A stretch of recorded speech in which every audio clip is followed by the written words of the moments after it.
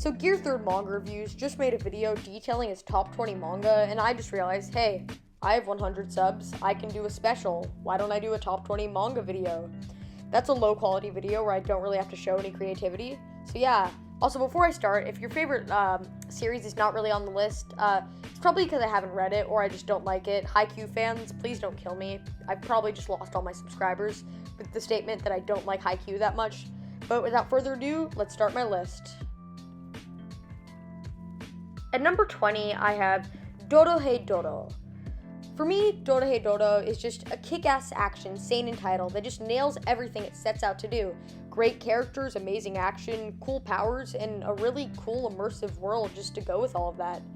And as the god himself, Uchu Self, once said, it just hits all the sweet spots for a seinen manga.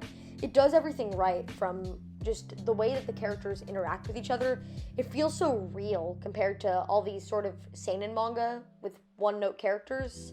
So yeah, Dorohei Doro is my 20th favorite manga. At number 19, I have a series that will probably lose me half of my subscribers, and that is Vagabond. Vagabond is amazing and the art is great, and before you murder me in the comments for putting it so low, you should know that I've only read about 7 volumes of it. But from those 7 volumes, I can tell this is an amazing series in the works. Musashi is one of the most interesting manga protagonists, and I can't wait for him to develop in the next 20 plus volumes I have yet to read. It also just nails the Edo period perfectly. Each area Musashi goes to feels like a location straight out of the Edo period, and the art really helps to portray this. For my number 18 spot, I chose a manga that I actually just finished reading, so there is a bit of recency bias, but my number 18 choice had to go to Death Note.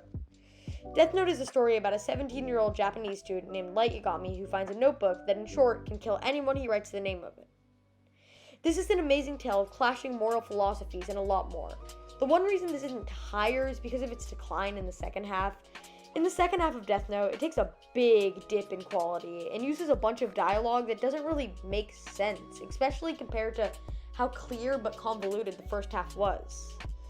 It also had a lot of my least favorite tropes in anime, just in general, and manga, such as villains with superiority complexes, flanderization, which look that up, I'm not going to explain it right now, and menial dialogue that, again, I said, doesn't make much sense. Even though the second half is pretty average, the first half more than makes up for it with its impeccable writing, amazing characters, and tense action. At number 17, we have another manga I just caught up with chapter 83. I probably need to catch up with a couple more chapters, but that's Blood on the Tracks by Shuzo Oshimi.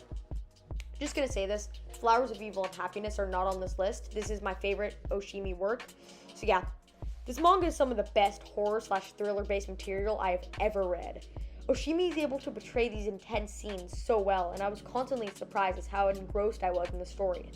The main reason I read this is for a review I'm going to do with T-Dog Reviews, channel link in the description. He's an epic gamer.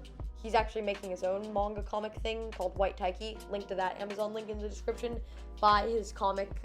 It has a better protagonist and writing than My Hero Academia. Just making that claim. But enough on that tangent. The main reason I read this, definitely for the review, but also I did have to catch up by about 50 chapters, and I finished those 50 chapters in like an hour and a half. It's that great. I also think the character development for CA is impeccable, and each twist and turn kept me wanting to read more. Coming in at number 16, I have The Promised Neverland, or TPN for short. TPN, or as I like to call it, my favorite cooking anime. A lot of people say TPN is scary, but it's a lot like Silver Spoon. It's just some chill manga, some kids chilling on a farm, and also it has some of the best food in a cooking anime. The food has so much development. Ray and Norman and Emma are really developed pieces of food. No, just kidding. I can't joke about this because of just how much I love this manga. I mean, the first season of the anime is my 4th favorite anime of all time, so I had high hopes for the manga, and it was honestly a mixed bag.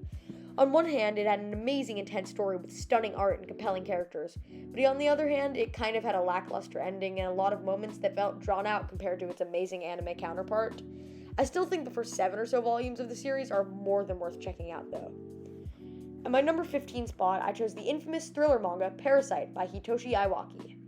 Parasite is a manga about a boy whose body is invaded by an evil parasite, but before it's able to invade his brain, before it's able to invade his brain, he cuts it off and now it's stuck inside his arm. This is one of the best series in the horror genre. It just has a lot of moral dilemmas that really make you think about how humans value life. It also has what I like to call the Gon effect, which is referring to Gon from Hunter x Hunter. And by that I mean, spoiler alerts for Hunter x Hunter and Parasite. Not really big spoilers, because it's not spoiling anything specific, but it's just a general consensus warning. The main character, Shinichi, I think that's how you pronounce his name, slowly becomes more of a monster, while the parasite, Migi, slowly becomes more adequate to human life. It's really genius, and honestly, by the time I'm finished with it, it'll definitely probably land a spot in my top 10. It's definitely a really good story that keeps you on your seat for its entire run. My number 14 spot is Naruto. I'm just gonna get this out of the way. Hear me out. Naruto played a big part in my childhood and really paved the way for my manga journey. And while its ending made me want to burn all my Naruto volumes or merchandise, it really was an impactful manga. And I'm not gonna lie, Shikamaru, Itachi, Rock Lee. Those three characters are three of the best written characters. Rock Lee with his determination to just persist beyond the will to persist. Itachi with his cool nature and how much he's what he's doing for the entire story. He's always there in the background working against Sasuke, but really he's working for Sasuke the whole time. And Shikamaru is just like a badass, uses his mind to fight, which I always, as a kid, when I was reading Naruto, I always found that so cool, because he doesn't need his physical ability. He just has, his mental ability, which is really cool and interesting to me.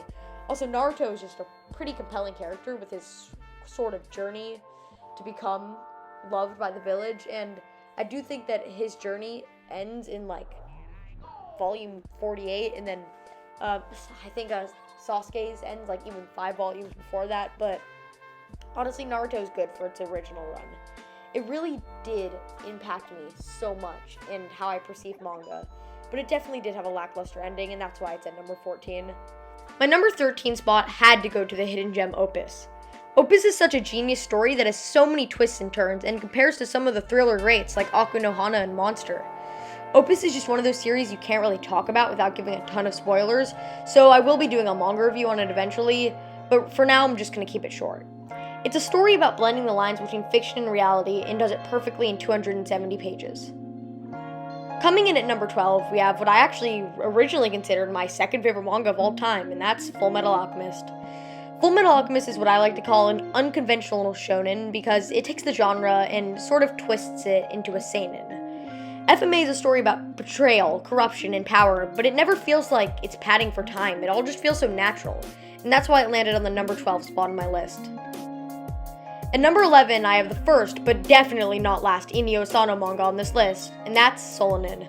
Solanin is just one of those stories that's so relatable and really makes you think about life. Asano is always able to make these stories with big conflicts, but make really grounded and relatable characters. Just going to put this out here, Solanin is one of the only pieces of media to actually make me full-on cry. That scene in the concert just hit hard, man. This manga evokes so much emotion in you, and it really can't be put into words how great this manga really is. At its core, Solanin is a manga about loss, friendship, and passion, and it's little intricacies that Asano puts in that make it amazing.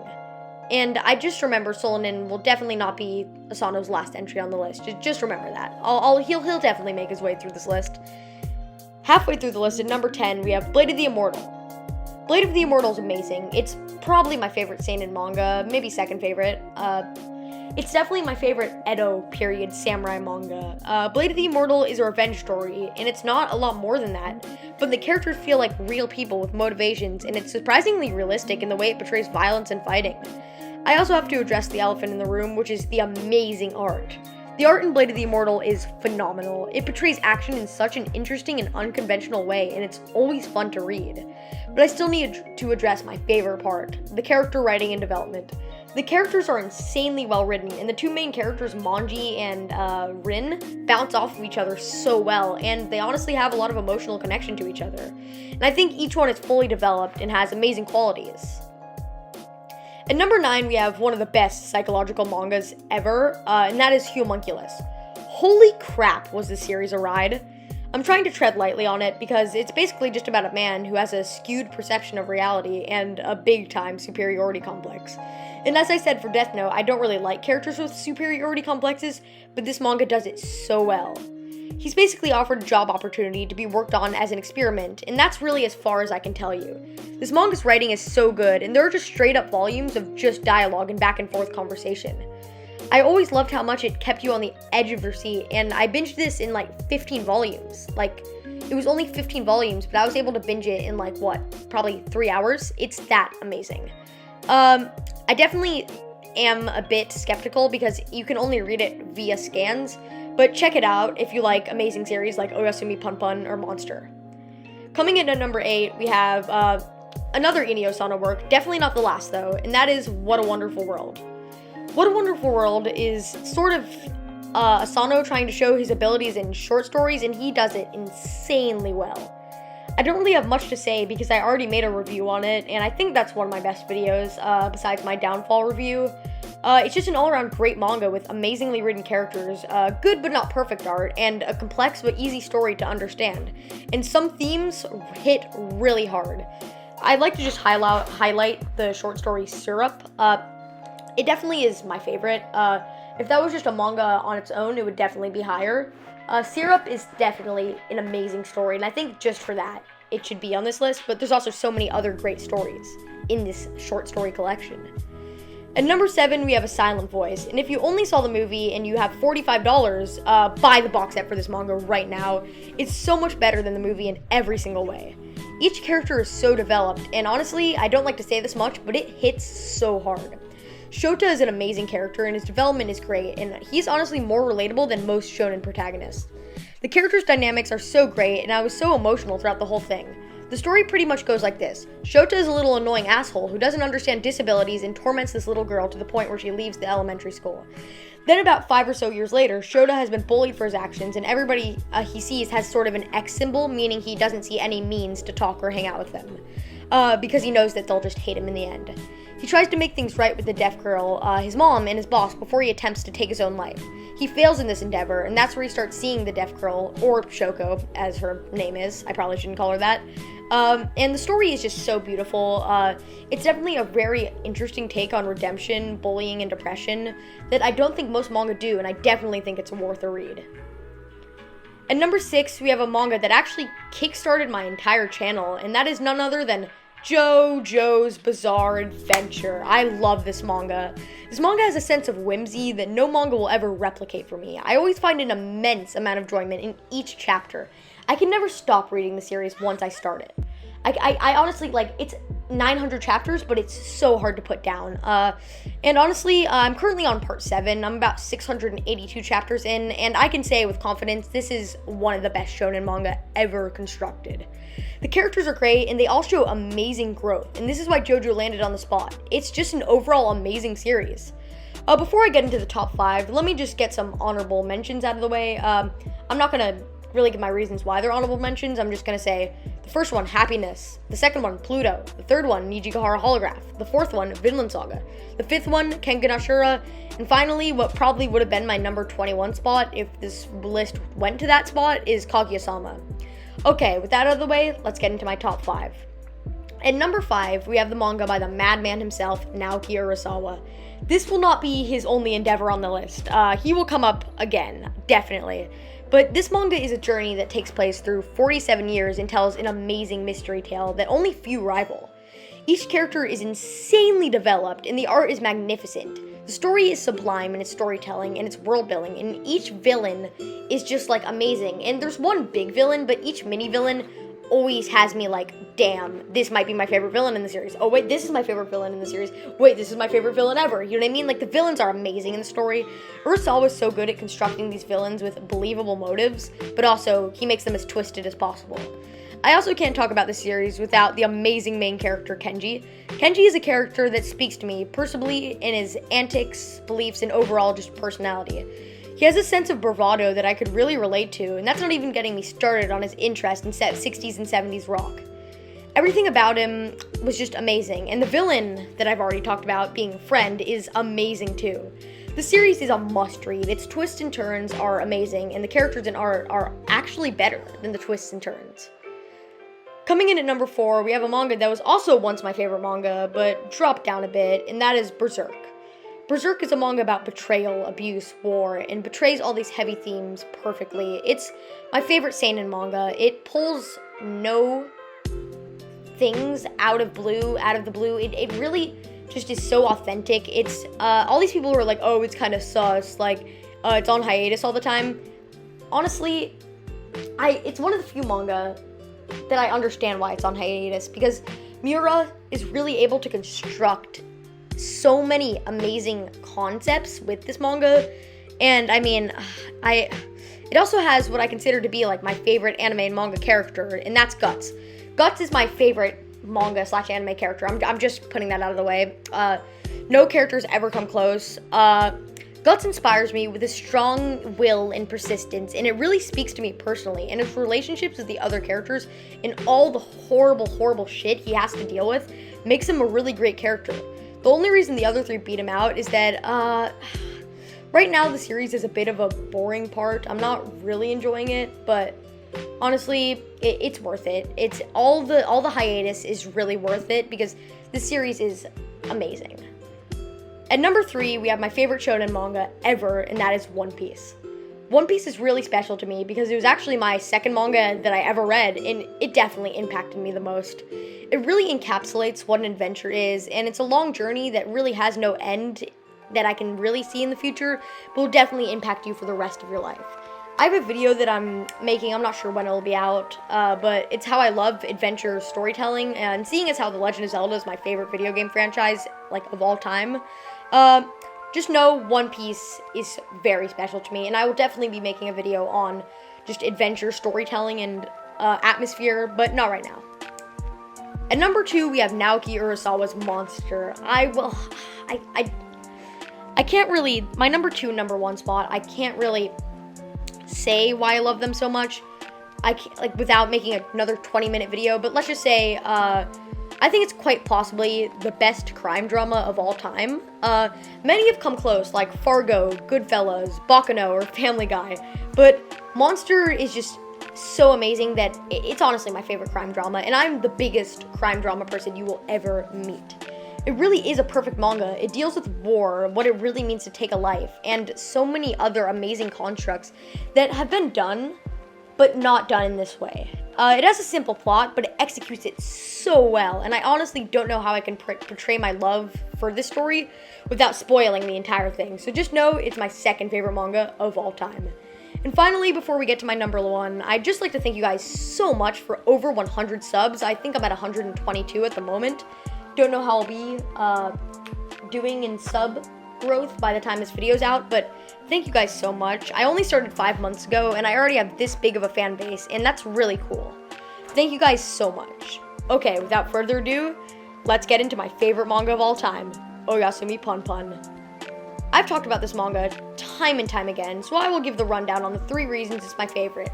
These are very quick reasons because I've already done a manga review, and I'm already thinking about doing 2 more videos on this series. But number 1, the art is stunningly creative, somber, and beautiful. Each panel invokes so much emotion in me. The second reason is the somber but beautiful outlook on the world. Inio Sano's main talent is seeing the world at its worst, but also at its most beautiful. And finally, my favorite thing is how it tells its story. Pon Pon is broken, but so is Aiko, and the way they find solace in each other is so twisted and beautiful. It really made me think about everything that's ever happened in my life, and I really, if you're on my Discord server, you know how much I love the series. It's a series that I can wholeheartedly say, I don't see anyone who couldn't find enjoyment in some way out of this story, unless you really hate sad stories, unless you really just like happy stories, but honestly, it's just a perfect series. I don't see a single flaw with it. I hope you guys enjoyed my top 20 manga. I worked really hard on it, so be sure to give it a like, and while you're at it, subscribe. Hope you guys enjoyed. Peace.